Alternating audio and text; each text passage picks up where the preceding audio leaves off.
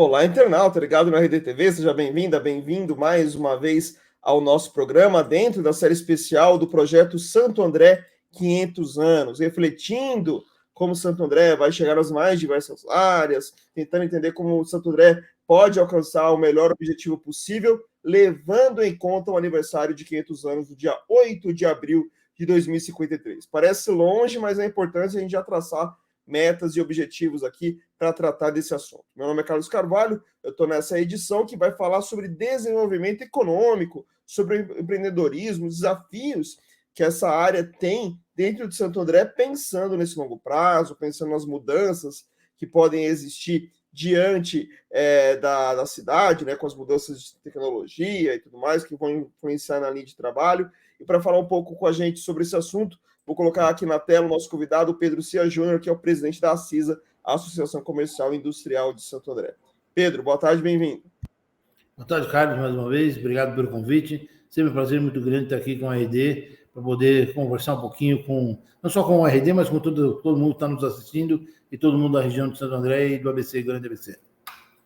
Muito bem, vamos começar pela pergunta um pouco mais simples de momento, né? O que você acha que são os principais desafios hoje em relação a quem quer empreender, quem quer participar desse desenvolvimento econômico em Santo André? Qual que é a sua visão atual disso, para depois a gente fazer uma reflexão para o futuro? Carlos, a gente já vem conversando isso e eu já tenho respondido isso algumas vezes. Na minha visão, e assim a gente implementou lá na CISA, Academia de Negócio e Inovação, a capacitação é imprescindível. Hoje, o empreendedor que não estiver buscando novos conhecimentos, deixar de acompanhar as novas tendências, a concorrência, eu acho que isso é fundamental. Então, na minha visão, o empreendedor que não se atualize, não conhece o seu cenário, onde ele está inserido, eu acho que essa é a maior entrave de qualquer empreendedor, é o conhecimento e a capacitação. É óbvio, no mundo moderno, ESG, ele tem que estar inserido aí com questões de boas práticas de ambientais, sociais, de governança, de gestão. Acho que começa pela governança, porque se você não tem uma boa prática de governança, você não consegue fazer boas práticas nem ambientais nem sociais. Quer dizer, mas eu acho que o conhecimento e a capacitação é o ponto principal que eu vejo aí para um empreendedor que tenha êxito e tenha sucesso. E como se deve ser feito isso, né? Porque a gente sabe que o desafio da mão de obra é grande, mas hoje mais ainda, porque se a gente não inserir essa população no setor de tecnologia, ou pelo menos deixar ela mais próxima desse setor que está influenciando em todas as profissões, eles tendem a ficar de fora do mercado, né? Não vai ter jeito, o futuro vai ser esse, né? Todo mundo está de algum modo ligado a essa de tecnologia. Como você acha que deve ser o modelo ideal para a gente conseguir implantar isso, ou seja, fazer com que essa mão de obra esteja qualificada e pronta para esse desafio daqui a 30 anos de chegar bem, chegar tranquila, participar de fato desse processo do desenvolvimento econômico de Santo André? Isso é um desafio grande. A gente sempre esbarra naquele que a gente fala da mão de obra qualificada, né?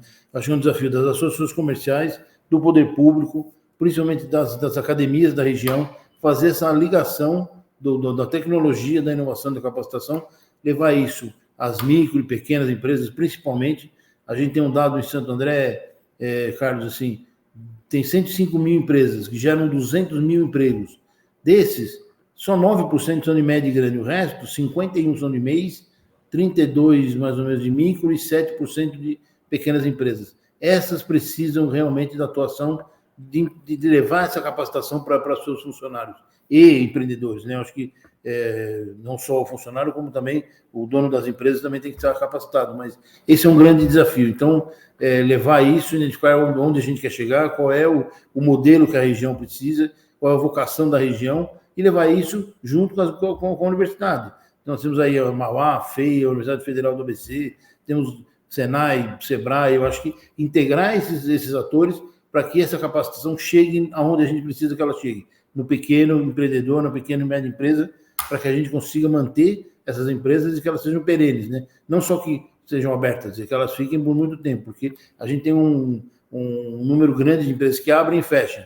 Então, quanto mais capacitadas e mais inseridas no conhecimento, as empresas vão ficar abertas e a gente consegue vencer esse gap de mão de obra não qualificada. Você acha que, de algum modo, o fato de Santo André hoje ter um polo tecnológico facilita para chamar atenção nisso? Ou seja, Santo André tem um passo à frente em relação a outras cidades para conseguir chegar nesse objetivo? Acho que facilita, é uma das coisas que eu ia citar. O Santo André criou uma lei muito, muito importante do 5G, de acesso à internet. Eu acho que isso não é um caminho sem volta também, a gente vai ter que chegar nisso. Então, a cidade é cada vez mais tecnológica, mais acesso à internet. E o parque, assim, são empresas que geram empresas de grande valor agregado, ou seja, não vão ter muitos funcionários, mas geram bastante receita para o município, com bastante tributo. Então, eu acho que o parque é uma saída enorme, uma saída muito grande para o município, é uma vocação importante para a região, porque a gente não pode esquecer isso, e o parque vai ajudar muito. Então, Santo André saiu um pouco na frente, até parabenizar o prefeito, porque a gente está falando de Santo André 500 anos, e assim, o prefeito, normalmente o político, ele só vê o seu mandato, né? E o Paulinho tem visto a cidade lá na frente, isso é uma coisa que o empresário faz, né? A gente faz planejamento estratégico de 5, 10 anos, 15 anos, óbvio, muito difícil a gente, com a incerteza de mercado, mas no nosso lado a gente planeja algumas ações. E o município também tem que planejar as suas ações para chegar bem no Santo André 500 anos. Então isso é importante, e a participação de todos, eu acho que isso é fundamental. Outro ponto que é um desafio, você até de certo modo citou isso na outra resposta, é essa mudança do formato de trabalho. Agora tem muito mais MEIs, tem muita gente que até está preferindo, né, a CPJ do que trabalhar formalmente, CLT e tudo mais. Qual que é o tamanho desse desafio pensando no longo prazo? Porque do jeito que nós estamos observando hoje, até pelas dificuldades que se tem até no debate de regulamentação e tudo mais, a gente vê que o futuro vai ser esse, né? Que acho que, de certo modo, o CLT ou ele vai ter que ser muito alterado ou vai acabar sucumbindo essa questão do MEI ou de um microempreendedor, por exemplo. Como é que você acha que é o tamanho desse desafio, se a gente levando em conta Santo André? Uma cidade muito industrial, muito comercial, que depende desse emprego que, a princípio, é mais CLT do que MEI. Sim, prestador de serviço também, né? O prestador de serviço, ainda dependendo do serviço, a parte tecnológica ele pode fazer em home office, de alguns ele consegue fazer, mas a parte industrial não, precisa estar presencial. E aí, como você falou, a CLT vai ter que se moldar a isso, né? A gente ainda está mudando, a gente teve um avanço com a pandemia do home office, eu acho que a gente tinha certas restrições, o próprio empresário tinha certas restrições com o funcionário trabalhando em home office, a gente tem que gerar ferramentas para que a gente consiga medir a performance do funcionário em home office, mas eu acredito que a própria legislação trabalhista tem que ser modernizada quanto a isso. A gente espera que não tenha aí muitas ações trabalhistas, porque o Poder Judiciário também atravanca muito, isso é uma coisa burocrática difícil no país, no nosso caso, principalmente na região. Então, eu acho que algumas leis mais rápidas para a gente equalizar como funciona o home office e partir para...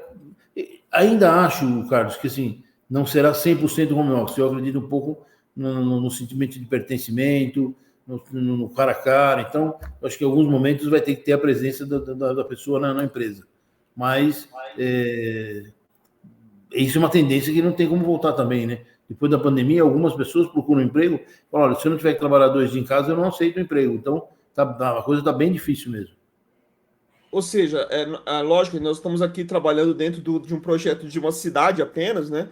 Mas é necessário que esse debate seja ampliado e chegue, por exemplo, no Congresso Nacional, que é o responsável por esse tipo de mudança de lei, para permitir que haja essa facilitação e essa até não judicialização, se a gente pode colocar assim, de todo esse processo, né? Para que seja feito de maneira muito tranquila e não prejudique ninguém, né? Nem o empresário, que muitas vezes vai contratar ali, ou o prestador de serviços, ou vai contratar diretamente aquele funcionário, e nem mesmo o próprio funcionário, claro que tem que ganhar de maneira justa pelo seu serviço, né? Exatamente. A gente tem visto aí algumas ações da prefeitura que são importantes para o pequeno, para o MEI, que é no sentido da desburocratização da prefeitura, da transparência, mas a gente sabe que a prefeitura tem uma limitação, mesmo conversando com o Poder Executivo, com o prefeito, com o Legislativo, tem poucas limitações de geração de emprego, leis de geração de renda, que são leis que também dependem do Estado e da Federação. Então, isso é fundamental, começar no Estado, no município, a gente tem esse diálogo grande, mas algumas coisas passam por leis estaduais e leis federais. aí a gente tem que chegar no Congresso Nacional e que ele tem que ser mais ágil para poder legislar sobre esses assuntos, né? E no caso da CISA, como ela pode participar de uma ação de tão longo prazo? Você bem disse, não é tão comum se pensar em 30 anos, né? Quando é longo prazo, é 5 anos e olhe lá, né? E, assim, quando a gente tem muita boa vontade de alguém para fazer isso. Como é que a CISA E pode acertar, né, participar? Thiago? E acertar, porque a gente não, como você bem disse em outra resposta, e é algo que é muito instável, porque depende de muitos fatores que nem sempre estão no controle da prefeitura ou estão no controle da CISA, por exemplo. Mas como a CISA pode participar dessa ação? Com que tipo de debate, de que forma, como trabalhar esses anseios atuais dos associados, levando em conta esse futuro? Como é que você imagina a participação da CISA dentro de um projeto como esse? É uma participação importante, viu, Carlos? Eu vejo como uma participação, volta em si na capacitação, eu acho que a gente fez muitos trabalhos de palestras, cursos, a gente hoje é polo EAD da Faculdade do Comércio da FACESP, então também a FACESP está preocupada na parte comercial com a formação dos funcionários do comércio, então com sua instrução, com sua capacitação, isso eu acho que é fundamental para o desenvolvimento do empreendedor e fazer esse papel de interlocutor. Eu acho que a CISA tem essa condição de fazer o papel de interlocutor entre as grandes universidades e o poder público, tentar entender qual é a tendência e a vocação do município de Santo André e ajudar nessa interlocução para que a gente tenha as pessoas melhor capacitadas aí no futuro.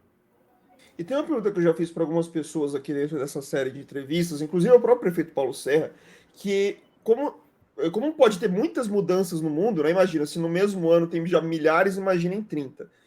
Qual que você acha que seria o melhor formato para manter esse projeto atualizado? Ou seja, seria fazer um grupo fixo dentro da cidade que esse grupo ocorra independente de quem esteja no governo, tem que ter um outro modelo que possa facilitar isso, porque imagino que o grande ponto, principalmente para vocês que trabalham na área econômica, é sempre ter um projeto atualizado, sempre um projeto que converse com o planeta, não fique de fora, para que daqui a 30 anos a gente não tenha um projeto de 2023 e não um projeto de 2053. Fundamental o que você falou, Carlos. Eu acho que é que nem uma viagem. A correção de rumo ela é feita a qualquer momento que você percebe uma intercorrência, você tem que mudar o rumo para poder sair de um obstáculo, para poder melhorar a sua condução. Então, eu acho que, independente de governo, fundamental isso, a gente colocar, independente de política partidária, que eu acho que é mais importante ainda frisar, independente do prefeito que estiver lá, a gente tem que ter um grupo de trabalho que vai atualizando essas propostas de Santo André há 500 anos, para que a gente consiga chegar da forma mais atual possível, mais moderna e contemporânea lá na frente. Se você, que nem você falou, nós estamos em 2023, pegar um documento hoje e levar para daqui 500 anos, dificilmente alguma coisa que está ali vai ser de grande valia. Então, a gente precisa sim criar um modelo de trabalho, como a gente já, sim, acho que o prefeito e a prefeitura, as secretarias estão desenvolvendo, para que a gente vá todo ano vai organizando novos plenárias ou novos grupos de trabalho para a gente ir atualizando isso, né? Principalmente vendo vocação, a gente já tinha há alguns anos a vocação um polo industrial, mudamos um pouco para serviço, isso reflete na economia do município, porque a indústria tem um salário que é o dobro da prestação de serviço, então a gente tem que ter mais gente para poder ter a mesma renda per capita, quer dizer, a gente ainda precisa chegar, a gente está falando do polo tecnológico, mas são algumas mudanças que a gente vai ter ao longo desses anos aqui, até chegarmos aos 500 anos. Isso vai ser feito dia a dia, ano a ano, mês a mês, para que a gente chegue bem lá na frente e é feito, volto a insistir, com desenvolvimento, com capacitação, com informação e interligando todos esses atores aí, a sociedade civil, poder público e a academia, principalmente. Exatamente. Lógico, a imprensa em si também tem que participar disso para manter todo mundo alerta, para atualizar. Eu também coloco a minha parte dentro dessa história também. Carlos, assim, você falou bem, até não falei, mas é o motorzinho, né? É quem vai ficar ali cutucando todo dia, toda hora, para que exatamente chegue no resultado que a gente espere, né? Exatamente, né? Que é o objetivo de todo mundo, né? A gente não está fazendo essa série de debates aqui no RDTV à toa, lembrando que o projeto em si do Santander 500 anos vai ser apresentado de fato no dia 8 de abril de 2024, mas lógico que a gente precisa estar o tempo todo conversando, debatendo, porque senão não tem jeito, a cidade não melhora se não houver esse incentivo ao debate para que as coisas realmente sejam realizadas, e por isso nós estamos abrindo esse espaço aqui na RDTV para vocês. Pedro Cia Júnior, presidente da CISA, Associação Comercial e Industrial de Santo André, muito obrigado por ter atendido o Repórter Diário. Um grande abraço, até a próxima. Carlos, obrigado mais uma vez. Obrigado a todos do Repórter Diário. Acho que o que eu comento, sempre gosto de comentar. A imprensa regional é fundamental para que a gente consiga, principalmente nesse projeto, que é um projeto da cidade, mas não vai deixar de ter interlocução com agentes de desenvolvimento econômico, com consórcio.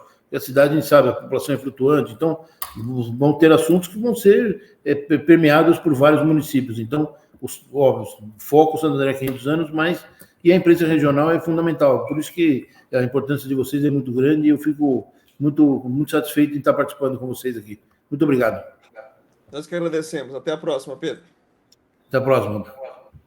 Muito bem, pessoal. E seguimos, ainda tem mais entrevistas nessa série de debates sobre o projeto Santo André 500 anos, nas mais diversas áreas, economia, saúde, educação, segurança, a gestão em si da cidade, desenvolvimento urbano, desenvolvimento ambiental, muita coisa nós estamos tratando aqui.